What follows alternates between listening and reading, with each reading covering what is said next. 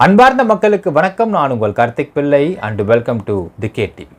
பாமகவோட நிறுவனரான ராமதாஸ் அவர்கள் இனிமே இந்த கட்சியில் நான் தான் நிறுவனேன், நான் உயிரோடு இருக்கிற வரைக்கும் நான் மட்டும் தலைவராக இருந்துட்டு போகிறேன் அப்படின்னு ஒரு அதிரடியாக அறிவிச்சிருக்கார் மக்களே.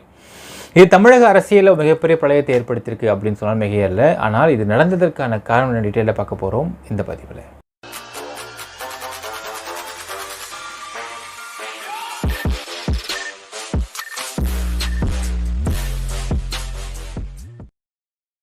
நேற்று தைலாபுரத்தில் ஒரு முக்கிய அறிவிச்சிருக்காரு திரு ராமதாஸ் அவர்கள் மக்களே.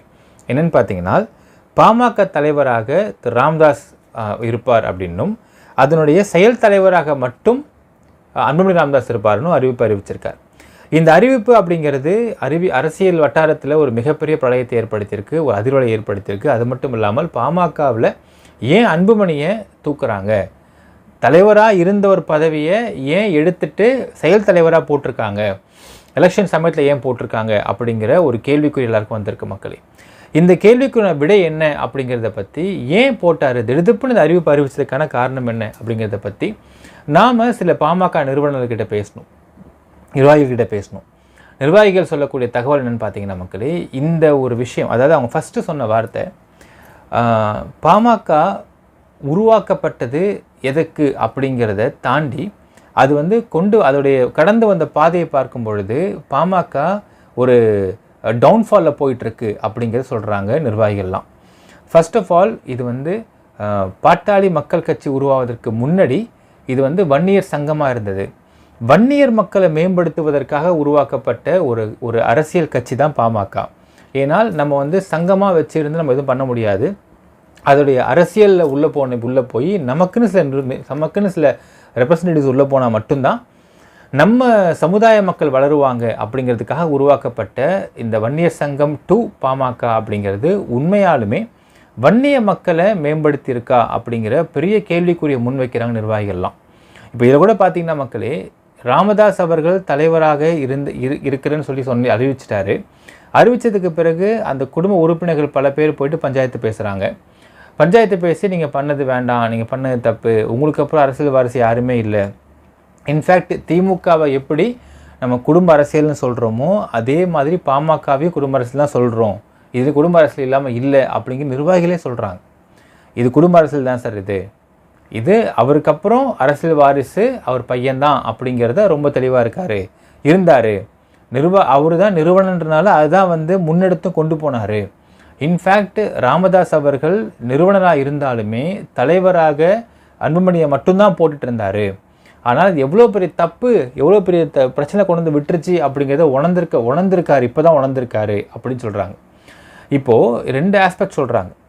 அன்புமணி ராமதாஸ் அவர்கள் வேறு மாதிரியான ஒரு நிலைப்பாட்டில் இருக்காங்க, ராமதாஸ் வேறு நிலைப்பாட்டில் இருக்கார் அப்படிங்கிற நிர்வாகிகள் சொல்கிறாங்க. ஃபஸ்ட் அண்ட் ஃபார்மோஸ்ட் சொல்கிற விஷயம் பார்த்தீங்கன்னா, இந்த ஒரு முடிவு அப்படிங்கிறதை வன்னியர்கள் ஏற்றுக்கொள்கிறார்கள். இது நல்ல முடிவு, இது ரொம்ப லேட், பெட்டர் லேட் தேன் நெவர் அப்படிங்கிற மாதிரி இப்போயாச்சும் இந்த முடிவு எடுத்தார் அப்படின்னு சொல்கிறாங்க. ஆனால் அன்புமணி மூலியமாக மானிட்டரி பெனிஃபிட் அடைஞ்சவங்க மட்டும்தான் அங்கே போயிட்டு பஞ்சாயத்து பேசுகிறாங்க அப்படிங்கிற தகவலையும் சொல்கிறாங்க. அதாவது குடும்ப உறுப்பினர்கள் சில பேர் இந்த மாதிரி பண்ணிட்டீங்கன்னா எப்படி நீங்கள் பையன்கிட்ட பேசாமல் இருந்துட முடியுமா, பையன் தானே அரசியல் வாரிசு அறிவிக்கணும், வேறு யார் இருக்கா, நமக்கு இவர் தானே ஒரே பையன், மற்றதான் பொண்ணு தானே இருக்கிறாங்க அப்படிங்கிற மாதிரி பஞ்சாயத்து குடும்பத்தில் போயிட்டுருக்கு. அது என்ன சொல்கிறாரு ராமதாஸ் அவர்கள் அப்படின்னா, நான் நிறுவனர், நான் உயிரோடு இருக்கிற வரைக்கும் நான் தலைவராக இருந்துட்டு போயிடுறேன், நான் இறந்ததுக்கப்புறம் என்னென்னா பண்ணிட்டு போயிருங்க அப்படிங்கிற அளவுக்கு இந்த பேச்சுவார்த்தை சூடாக காரசாரமாக போயிருக்கு அப்படிங்கிற தகவலையும் வெளியிடுறாங்க. ஸோ இந்த மாதிரியான விஷயம் நடப்பதற்கு ஆரம்பத்தை நம்ம பார்க்க வேண்டும் மக்களே. இதில் அன்புமணி அவர்கள் பண்ண தவறு என்னென்ன, ராமதாஸ் அவர்கள் பண்ண தப்பு என்னன்றது ரெண்டையுமே பார்த்தாகணும் இந்த இடத்துல. அதாவது திமுக அதிமுக அப்படிங்கிற இரண்டு பிரதான கட்சிகள் இருந்த காலகட்டங்களில், இன்ஃபேக்ட் அந்த சமயத்தில் அதிமுக உருவாகி அதிமுகவில் எம்ஜிஆர் அவர்கள் முதலமைச்சராக இருந்து அந்த ஒரு காலகட்டங்களில் பார்த்தீங்கன்னா மூன்றாவது பெரிய கட்சியாக மூப்பனார் அவர்கள் வராரு. மூப்பனார் அவர்களுக்கு எதிராக கிட்டத்தட்ட தேர்டு பெரிய கட்சி யார் அப்படின்னு உருவாக்கப்பட்டது பாமக. ஸோ பாமக அந்த சமயத்தில் மூன்றாவது பிரதான கட்சியாக இருந்தது. ஆனால் அதை தக்க வச்சுக்கிட்டாங்களா அப்படின்றது கேட்டால் கிடையாது. உங்களுக்கு அதுக்கப்புறம் கூட்டணி மாற்றி அமைக்கிறாங்க. இங்கே 2 ஆஸ்பெக்டை பார்க்கணும் மக்கள். என்ன பார்த்தீங்கன்னா, வன்னியர் மக்கள் தங்களுடைய சமூகத்தை முன்னேற்றுவதற்காக ஒரு கட்சி துவக்கப்பட்டிருக்கு. முழுக்க முழுக்க நம்ம சமூகத்து மக்கள் மேம்படுவதற்கு கட்சி வந்து ஹெல்ப் பண்ணும் அப்படிங்கிறதை முழுவதுமாக நம்பினார்கள். ஆனால் அந்த நம்பிக்கையை பாமக துளியும் கூட நிறைவேற்றவில்லை அப்படின்றாங்க நிர்வாகிகள்லாம். ஏகப்பட்ட டிஸாட்டிஸ்ஃபேக்ஷன் இருக்குது கட்சிக்குள்ள. அந்த பாமக உள்ள நிர்வாகிகளுக்கே இந்த நிறைவு இல்லைன்னு சொல்கிறாங்க. இது ஏன் அப்படின்ற சொல்கிறாங்க. ராமதாஸ் அவர்களுக்கு ஒரு 10ல் 5%, 5 பாயிண்டாவது நம்ம வன்னியர் சமூகத்து மக்களை மேம்படுத்தணும் அப்படிங்கிற எண்ணம் இருக்குதுங்க. ஆனால் அன்புமணி அவர்களுக்கு முழுக்க ஒரு மணிமைண்டட் மட்டும்தான் இருக்குதுங்க அப்படிங்கிறாங்க. இதை இன்னும் எந்த அளவுக்கு அவங்க உறுதிப்படுத்துகிறாங்க அப்படின்னால், அன்புமணி அவர்கள் எடுக்கக்கூடிய முடிவுகள், அவர் கூட வச்சிருக்க ஆட்கள், இது எல்லாமே அரசியல் சுத்தமாக தெரியாதவங்க எப்படி பண்ணுவாங்களோ அது வந்து அப்படி தெளிவுபடுத்துகிற மாதிரி இருக்குது அப்படிங்கிறாங்க. உதாரணத்துக்கு சொல்லலாம் மக்களே, அவர் வந்து ரீசெண்டாக நம்ம ஒரு சின்ன ஒரு விஷயம் பார்த்துருப்போம். 3 மாதத்திற்கு முன்பு, இந்த 3 மாதத்திற்கு முன்பு முகுந்தன் அப்படிங்கிற ராமதாஸுடைய மகள் வயத்து பையன், அவரை வந்து இளைஞர் செயலாளராக வந்து அறிவிக்கிறார். அறிவித்தப்போ ஓப்பன் மேடையிலேயே அப்படி ஒரு ஃபைட் நடந்துச்சு அப்பாவுக்கும் மகனுக்கும். இது எங்கேருந்து ஆரம்பிக்குதுன்றதை பார்க்கணும். அன்புமணி அவர்களுக்கு தான் யாரை கூட வச்சுக்கணும், யார் கூட வச்சுக்கக்கூடாது, யார் வந்து கட்சியை வளர்ப்பாங்க, சமூகத்து மக்கள் எத்தனை பேர், அவங்க வன்னியர் சமூகத்து மக்கள் எத்தனை பேர் கட்சியை வந்து உருவாக்குவதற்கும் வளர்ப்பதற்கும் அரும்பாடுபட்டிருக்கிறாங்க, இவங்களை வச்சு நம்ம எப்படி கட்சியை வளர்க்க முடியும், இந்த எந்த எண்ணமும் இல்லை அப்படிங்கிறாங்க நிர்வாகிகள். அதாவது அன்புமணி அவர்கள் கூட இருக்கக்கூடிய ஆட்கள், பெரும்பாலான ஆட்கள் பார்த்தீங்கன்னா அந்த வன்னியர் சமூகத்து மக்களே இல்லை அப்படிங்கிறாங்க. இவரை ஏன் கூட வச்சிருக்காரு அப்போ அப்படிங்கிற கேள்வி இருக்கும். எதுக்குன்னு பார்த்தீங்கன்னா, இவர் சொல்லக்கூடிய விஷயங்களை செய்து கொடுப்பதற்கான வேலையை பார்க்குறாங்க அப்படின்னு. அப்போ நம்ம சொன்ன நல்ல விஷயம் தானாங்க அந்த விஷயம் அப்படின்னா, இல்லைங்க, இவர் பணம் சம்பாதிக்க எப்படியெல்லாம் ஒரு குறுக்கு வழியை தேடுவாரோ அந்த குறுக்கு வழியை எக்ஸிக்யூட் பண்ணுறது மட்டும்தான் அந்த நபர்கள்லாம் பண்ணுறாங்க. ஆனால் ஒரு வன்னியர் சமூகம் முன்னேறுவதற்கு என்னென்ன வேலை பார்த்துருக்காங்க, என்னென்ன முன்னெடுப்பு எடுத்திருக்கிறாங்க, முக்கியமாக அன்புமணி எடுத்து யோசிச்சு பாருங்கள். அன்புமணி அவங்க என்ன எடுத்திருக்காரு முன்னெடுப்பு அப்படிங்கிறத லிஸ்ட் அவுட் பண்ண முடியுமா சார்? நம்மளை திரும்பி கேள்வி கேட்குறாங்க நிர்வாகிகள்லாம். அப்போ நம்ம யோசிக்கிறோம், இல்லைங்களே எங்கள் எதுவுமே அப்படி தோண மாட்டேங்குது அப்படின்னு. இதுதான் உண்மை. அன்புமணியை பொறுத்தளவுக்கு அவருக்கு வேண்டியது பணம், அதை சம்பாதிக்கணும். அதை எப்படிலாம் சம்பாதிக்க முடியுமோ சம்பாதிக்கணும். அப்படி சம்பாதிப்பதற்கு யாரெல்லாம் கூட வச்சுக்கிறாங்களோ அவர்களெல்லாம் பார்த்தீங்கன்னா இவருக்கு சும்மா ஜால்ரா போட்டுக்கிட்டு, இவர் சொல்கிறத செஞ்சுக்கிட்டு, பல நிறுவனங்களை மிரட்டிக்கிட்டு, இந்த மாதிரி பணம் பிடுங்குற ஆட்களாக வச்சுக்கிறாரு கூட. ஆனால் வன்னியர் சமூகத்து மக்களை மேம்படுத்துவதற்கு இவருக்கு எந்தவித ஒரு முன்னெடுப்பு எடுக்கலை சார் அப்படின்றாங்க. அப்போ நம்ம இந்த இடத்துல கேட்குறோம், சரி ஓகேங்க, அப்போ நீங்கள் சொல்லாமல்ல அவர்கிட்ட அப்படின்னு. இந்த விஷயத்தை பலமுறை ராமதாஸ் சொல்லியாச்சு. ராமதாஸ் அவர்கள் பலமுறை கண்டிச்சும் இருக்காரு. இப்போ இந்த நபரை நீ கூட வச்சுக்கிற, இவனெல்லாம் எந்த விதத்தில் ஹெல்ப் பண்ணுவான் கட்சியை வளர்க்குறதுக்கு? இவன் நம்ம சாதிக்காரனா, நம்ம சமூகத்தாளா? இல்லை, ஏன் கூட வச்சுக்கிறவனெல்லாம்? இவனால் இந்த கட்சிக்கு இவ்வளோ பிரச்சனை இருக்குது, நம்ம சமூகத்து மக்கள் இவ்வளோ பிரச்சனை இருக்குலாம் தெரியுமா அப்படிங்கிறத கண்டிக்கிறார். கண்டிக்கிறப்போ சொல்லக்கூடிய வார்த்தை, நீங்கள் சும்மா இருங்க, ஒன்றும் தெரியாது, இப்போல்லாம் வேறு மாதிரி ஆயிடுச்சு அரசியல், இப்படி தான் பண்ணணும் அப்படிங்கிறாரு. அப்போது ஒரு நிறுவனருக்கு, இந்த கட்சி நிறுவனருக்கு நாம் நிறுவி அந்த வன்னியர் சமூகத்து மக்களை மேம்படுத்துவதற்காக நிறுவப்பட்ட ஒரு ஜாதி சங்கத்திலேருந்து கட்சியாக உருமாறின ஒரு அரசியல் பயணம் எப்படி தப்பாக உபயோகப்பட்டுக்கிட்டு இருக்கு அப்படிங்கிறதை பார்க்கும் பொழுது அவர் ஓரங்கட்டப்பட்டு விட்டார் அப்படிங்கிறது தெரிய வருகிறது. இது முதல் விஷயம், அவருக்கு பெரும் பிரச்சனை ஏற்பட்டது, மன உளைச்சல் ஏற்பட்டதுக்கு மக்களை. இன்னொரு விஷயம் சொல்கிறாங்க, திரு ராமதாஸ் அவர்களுக்கு ஒரு நல்ல நண்பர் அப்படின்றது யாரும் இல்லைங்க. அதாவது கலைஞர் உயிரோடு இருந்திருந்தாருன்னா ஒருவேளை கலைஞர் அவர்களும் நல்ல உடல்நிலையில் இருந்திருந்தாருன்னா ஒருவேளை இவர் போய் மனசுட்டு பேசி, இந்த மனம் பண்ணுறாங்க, இந்த மனம் செய்கிறாங்க, நான் என்ன பண்ணுறேன்னு தெரில, மகனேடி பண்ணுறாரு அப்படின்னு பேசி ஏதாவது ஆலோசனை கேட்டு கொஞ்சம் மனசை கொஞ்சம் ஆசுவாசப்படுத்திக்கிறதுக்கு ஒரு ஆள் இருந்திருக்கலாம். இப்பொழுது ராமதாஸ் அவர்களுக்கு அந்த மாதிரியான ஒரு ஆட்கள் இல்லவே இல்லை. ஒன்று, அவருக்கு ஈக்குவலான ஏஜ் குரூப்பில் வந்து பேசும் பொழுதும் அரசியல் ஞானமும் இருக்க வேண்டும், அதே மாதிரி எக்ஸ்பீரியன்ஸும் இருக்க வேண்டும், நல்ல ஃப்ரெண்டாகவும் இருக்க வேண்டும். அப்படிப்பட்ட நபர் யாருமே இல்லை. வரக்கூடிய கட்சி நிர்வாகிகள்லாம் பார்த்தீங்கன்னா எல்லாரும் வராங்க, பேசுகிறவங்க கிட்ட இவங்க நம்மக்கிட்ட வர்றது எதுக்கு வராங்க? ஒரு கட்சி தலைவர்ன்ற அடிப்படையில் வராங்க. இவங்ககிட்ட நம்ம கஷ்டத்தை சொல்லும் பொழுது, இல்லை பிரச்சனையை சொல்லும் பொழுது, இது இன்னும் வெளியே பரவலாக பரவிடுச்சுன்னா இது கட்சியோடைய பலத்தை பாதிக்குன்றதான் சொல்ல மாட்டேங்கிறாரு. அதனால் உள்ளே மூடி வச்சு யோசித்து அவர் மனதளவில் ரொம்ப பாதிக்கப்பட்டார் அப்படிங்கிற தகவலையும் வெளியிடுறாங்க நிர்வாகிகள்லாம் மக்களே.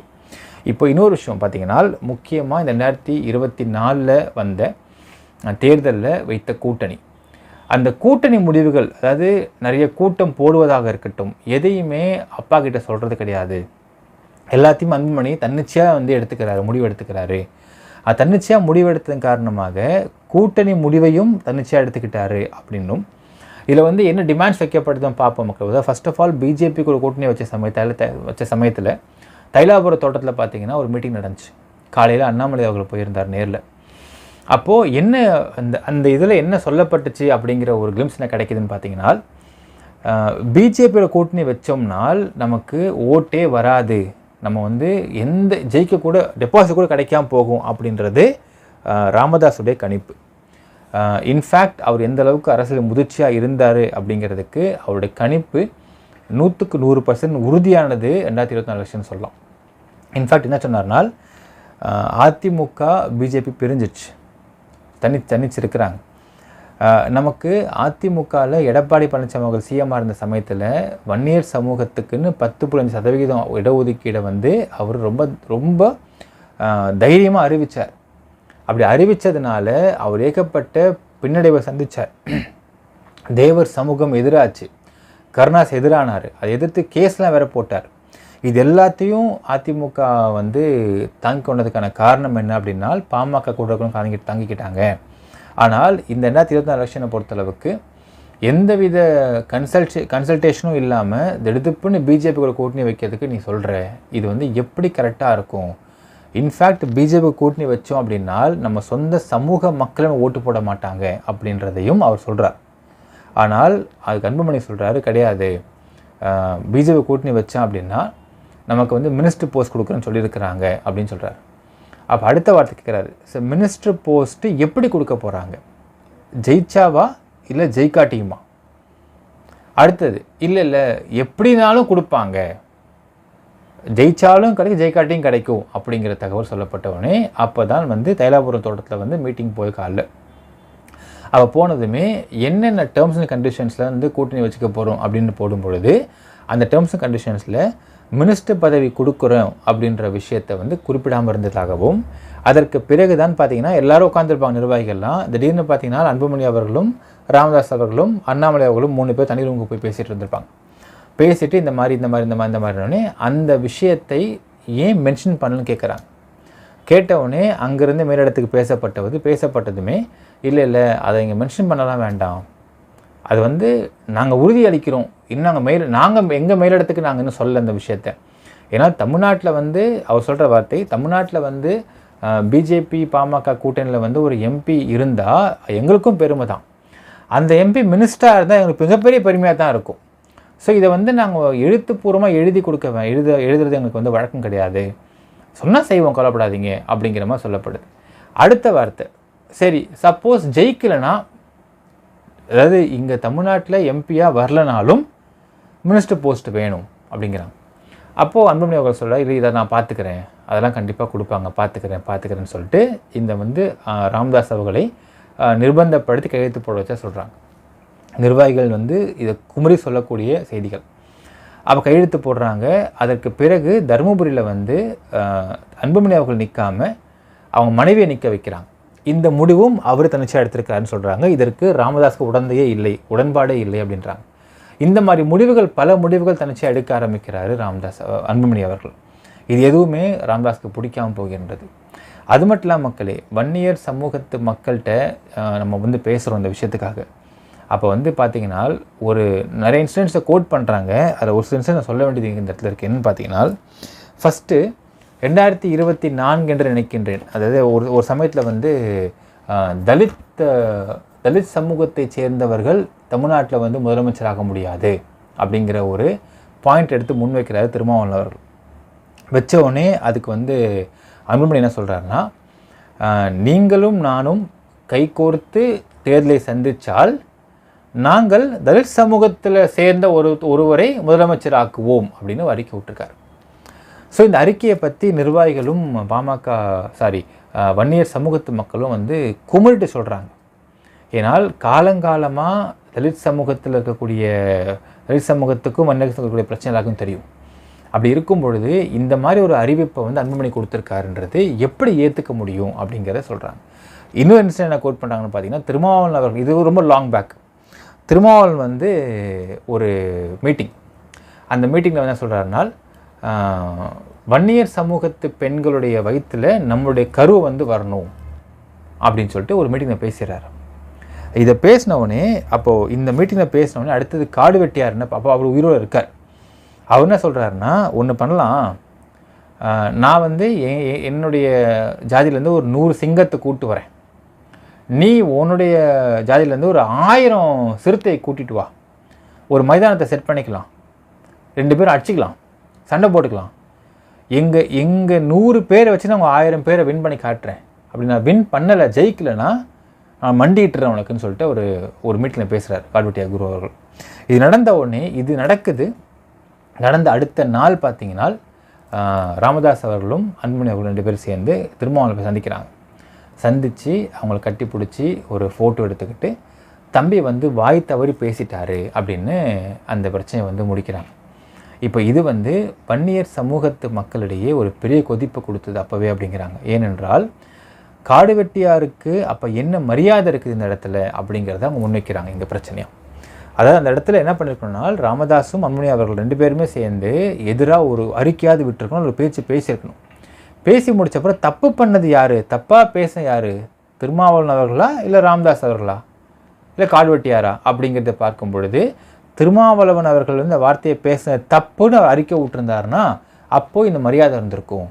இவங்க கிளம்பி அங்கே போயிட்டு கட்டி பிடிச்சி ஃபோட்டோ எடுத்துக்கிட்டு இந்த மாதிரி ஒரு விஷயத்த பண்ணி காடுவெட்டியாரை வந்து ரொம்ப அசிங்கப்படுத்தினாங்க அப்படிங்கிறதை இப்போ வரைக்கும் வன்னியர் மக்கள் மறக்காமல் இருக்கிறாங்க அப்படிங்கிறது கூடுதல் தகவலாக சொல்கிறார்கள்.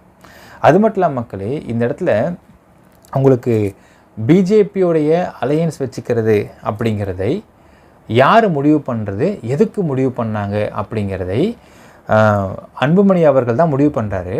அது முழுக்க அவருக்கான ஓன் பெனிஃபிட்டாக மட்டும்தான் இவர் பார்த்தாரே தவிர, எந்த இடத்துலையுமே கட்சிக்கு என்ன பெனிஃபிட் இருக்குது, இந்த வன்னியர் சமூகத்துக்கு என்ன பெனிஃபிட் இருக்குது இதனால் அப்படிங்கிறதை பார்க்கவில்லை. இரண்டாவது, இப்படி வச்சா ஓட்டு வருமா வராதா அப்படிங்கிறதையும் இங்கே பார்க்கவில்லை. என்னென்னா, நோட்டு வேணும், அதுக்கு என்ன பண்ணணும் அப்படின்னு பார்க்குறாரு அப்படிங்கிறது சொல்கிறாங்க நிர்வாகிகள்லாம். இப்போ நோட்டு வேணுன்றதை மட்டும் பார்த்துட்டு ஓட்டு வேணுன்றதை பார்க்காம விட்டதுனால தான் 3வது இடத்தில் இருந்த பாமக இன்றைக்கி தேஞ்சி பிஜேபி கூட போய் கூட்டணி போகிறாங்க. இது எப்படி இருந்திருக்கணும் ஆக்சுவலான்னு சொல்கிறாங்கன்னா, பாமக கிட்ட பிஜேபி கூட்டணிக்கு வந்திருக்கு அப்படின்னால் இது வேற கதை. ஆனால் பிஜேபி கூட்டணி இவங்க போகிறாங்கன்றது வேற கதை.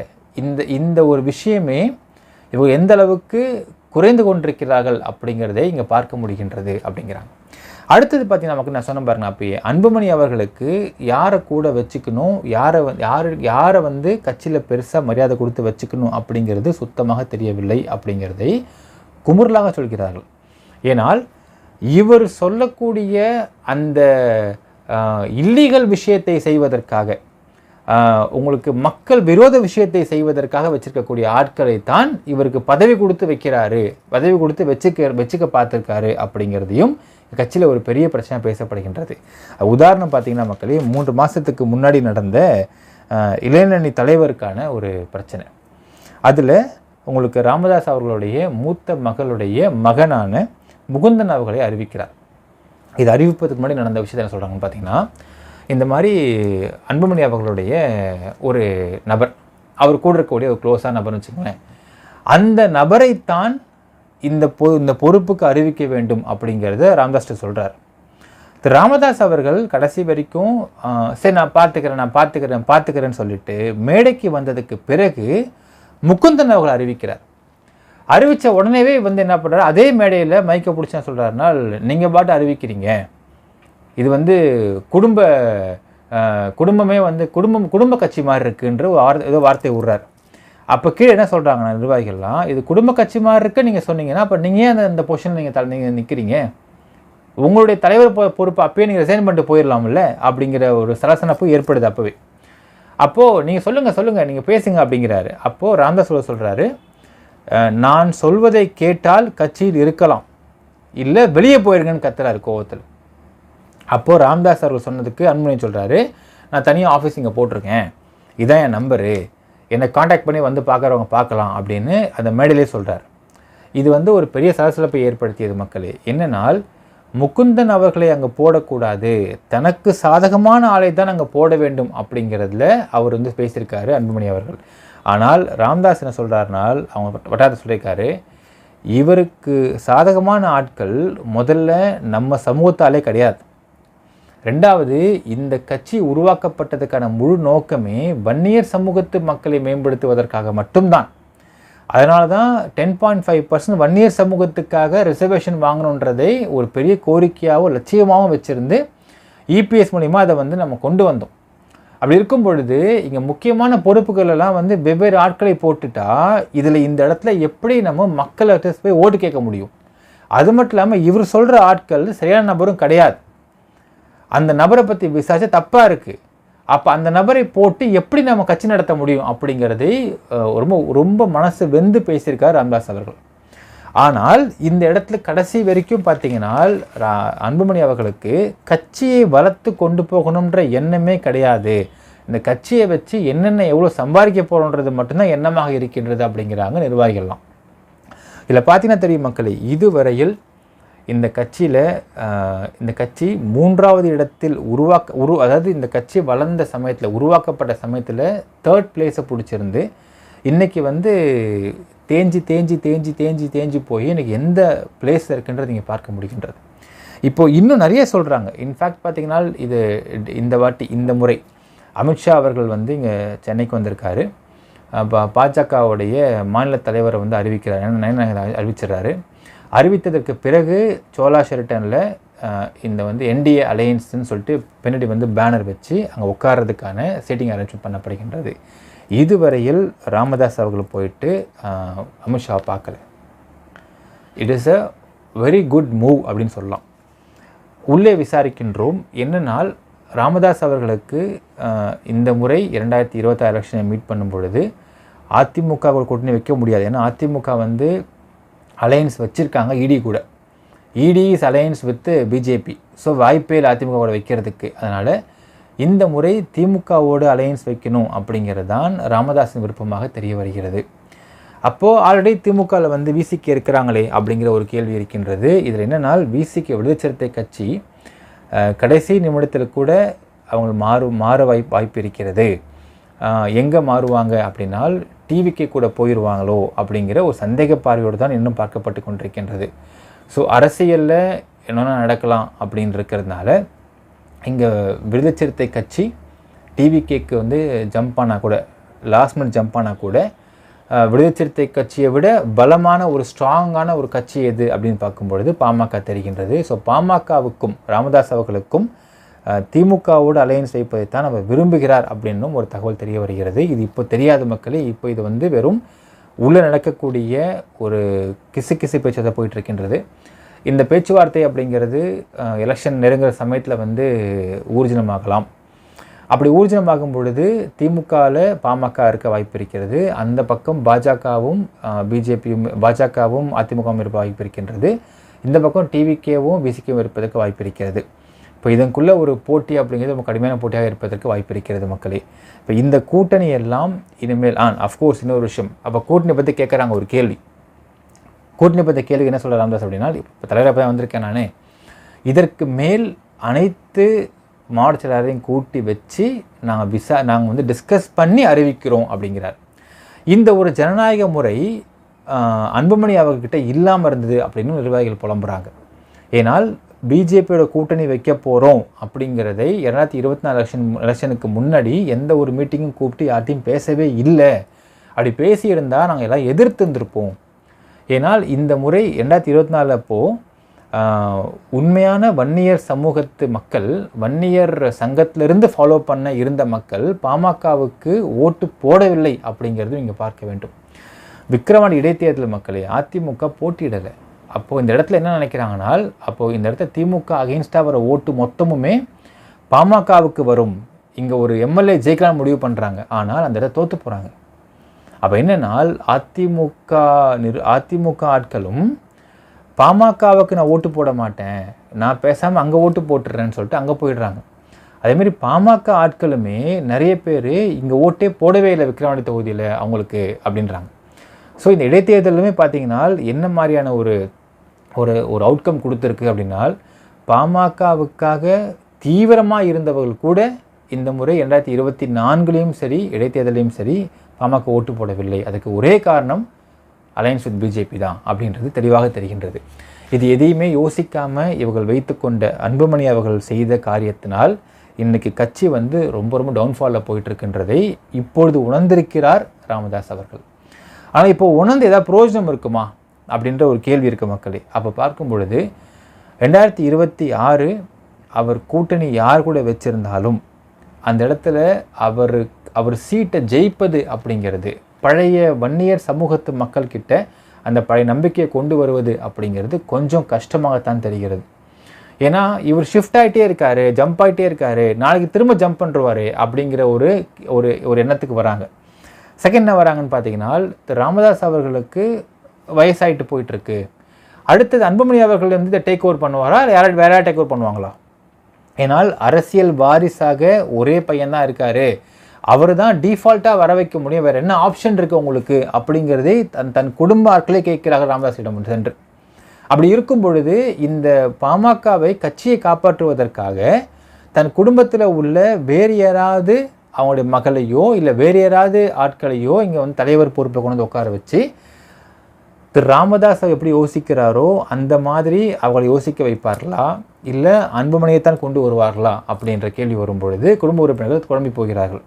அப்போது திரும்பி அன்புமணி வந்தார்னு வச்சுக்கோங்களேன், திரும்பி ஜம்ப் ஆவார், திரும்பியும் அவர் கட்சியில் விரோதமான விஷயத்தை செய்கிறாருன்னு வச்சுக்கோங்களேன், அப்போ இந்த கட்சி உடையும், இல்லை கட்சி டிசால்வ் ஆகும், ஏதோ நடந்து போகும்.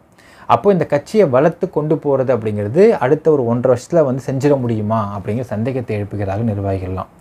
அப்படி இல்லாமல் திரு ராமதாஸ் அவர்கள் அவருடைய மறைவுக்கு பிறகும் அன்புமணி அவர்களை இங்கே தலைவராக போடாமல், அது கட்சி இவர் எதாவது பிரிஞ்சு போனால் கூட பரவாயில்ல, அல்ல அவர் தலைவராக போடாமல் வேறு ஒருத்தர் தலைவராக போட்டு இந்த கட்சியை உடையாமல் பார்த்துக்கணும்னு நினச்சாருனால் மேபி அடுத்த எலெக்ஷனில் பாமக அந்த 3rd பொசிஷனை தக்க வைக்கிறதுக்கு வருவதற்கு வாய்ப்பு இருக்குது அப்படிங்கிறாங்க. ஏனென்றால் தமிழகத்தில் வன்னியர் சமூகத்து மக்கள் பெரும்பான்மையாக இருக்கிறாங்க. we don't know the percentage மக்களே, ஆனால் பெரும்பான்மையாக இருக்கிறாங்க. அந்த பெரும்பான்மையான மக்கள் அனைவருமே இந்த கட்சிக்கு ஓட்டு போட்டாங்கனால் இந்த கட்சி பாமகவிலிருந்து சிஎம் கூட ஆகிறதுக்கு வாய்ப்பு இருக்குது. ஆனால் இப்போ ரொம்ப கம்மியாகி 3rd பொசிஷன்லேருந்து தான் கீழே போயிட்டாங்க. என்ன அர்த்தம் அப்படின்னு பார்த்தீங்கன்னா, பாட்டாளி மக்கள் கட்சியில் வன்னியர் சமூகத்து மக்கள் கூட நம்பவில்லை அப்படிங்கிறது இங்கே உறுதியாகுது. அப்படி நம்பாமல் இருப்பதற்கு அவர்கள் ஆரம்பத்திலேருந்து பண்ண தவறுகள் எல்லாமே ஒரு காரணம். இப்பொழுது அன்புமணி அவர்கள் பண்ண தவறுகள் மிக முக்கியமான காரணமாக தெரிகிறது. அப்போ மறுபடியும் தவறு பண்ணிட்டே இருப்பதற்கு ராமதாஸ் விட்டுட்டாருனால் இந்த கட்சியை ஒன்றாம் போயிருன்றதுனால இப்போ கையில் எடுக்கிறாரு. பட் இது எடுத்தாலுமே அடுத்த ஒரு 10 வருஷத்தில் இவங்க பண்ணக்கூடிய உழைப்பும் அந்த கட்சி தலைமை யாரை போடுறாங்கன்றதை பொறுத்தும் தான் இந்த கட்சி மீண்டும் வளர்ந்து வருகிறதா இல்லை கட்சி உடைகிறதான்றதை பார்க்க முடியும். இன்னொரு தகவல் என்ன சொல்கிறாங்கன்னு பார்த்தீங்கன்னா, அன்புமணியின் மனைவி சௌமியா அன்புமணி அவர்கள் பாஜகவில் போய் சேர்றதுக்கும் வாய்ப்பு இருக்கிறதா ஒரு தகவல் சொல்லப்படுகின்றது. அப்படி அவர் பாஜகவில் சென்று சேர்ந்து விட்டார் என்றால் இது கட்சிக்குள்ள சலசலப்பை ஏற்படுத்துமா அப்படின்னு கேட்டால், ராமதாஸ் அவர்களை மீறி இந்த கட்சி உடைவதற்கோ சலசலப்பு ஏற்படுவதற்கோ வாய்ப்பில்லை அப்படிங்கிறாங்க. சௌமியா அன்புமணி அவர்கள் மட்டும் போய் சேர்ந்தால் அவங்க டம்மியாக தான் இருக்கணுமே தவிர அவங்க ஒன்றும் பெரிய பொறுப்பெல்லாம் கொடுத்து அவங்களுக்கு பெரிய ஓட் பேங்க்லாம் கொண்டு வந்துட முடியாது அப்படின்னு தகவல் சொல்கிறாங்க. எல்லாமே சொல்லலாம் மக்களே. ராமதாஸ் அவர்களுக்கு கீழே கட்டுப்பாட்டில் வன்னியர்கள் இருந்தார்கள் ஒரு காலத்தில். இப்பொழுதெல்லாம் உடஞ்சி போச்சு. அது இந்த உடஞ்சதுக்கு அவங்க 2 பேரும் சேர்ந்து பண்ண நிறைய தவறுகள் காரணம். அதில் முக்கியமாக அன்புமணி பண்ண தவறுகள் மிக மிக பெரிய காரணம் அப்படிங்கிறாங்க. இப்போ மீண்டும் அந்த வன்னியர் சமூகத்து மக்களை ஒருங்கிணைத்து பாமக கட்சியை வளர்க்க வேண்டும் என்றால் அடுத்த ஒரு 5லேருந்து 10 வருஷம் உழைக்க வேண்டும். அந்த உழைப்பை ராமதாஸ் போடுவாரா? அவரது உடல்நிலையும் மனநிலையும் அதற்கு ஒத்து வருமா? அப்படி ஒத்து வராமல் போச்சுனாலுமே அடுத்தது இந்த மாதிரி ஒருங்கிணைப்பதற்கு அன்புமணி சரிவர மாட்டார் என்று தெரிகின்றது. ஏன்னா அன்புமணியால் தான் கட்சி இந்த அளவுக்கு போனதுக்கான முக்கியமான காரணமாக பார்க்கப்படுகின்றது. அதற்கு பிறகு இந்த கட்சியில் யார் தலைமை பொறுப்பை ஏற்றுக்கிறாங்கன்றதை பொறுத்து தான் பாமக சர்வை பண்ணுமா பண்ணாதான்றது இருக்கின்றது. மக்களே என்ன நினைக்கிறீன்றதை கமெண்ட்டில் மென்ஷன் பண்ணுங்கள். நன்றி, வணக்கம்.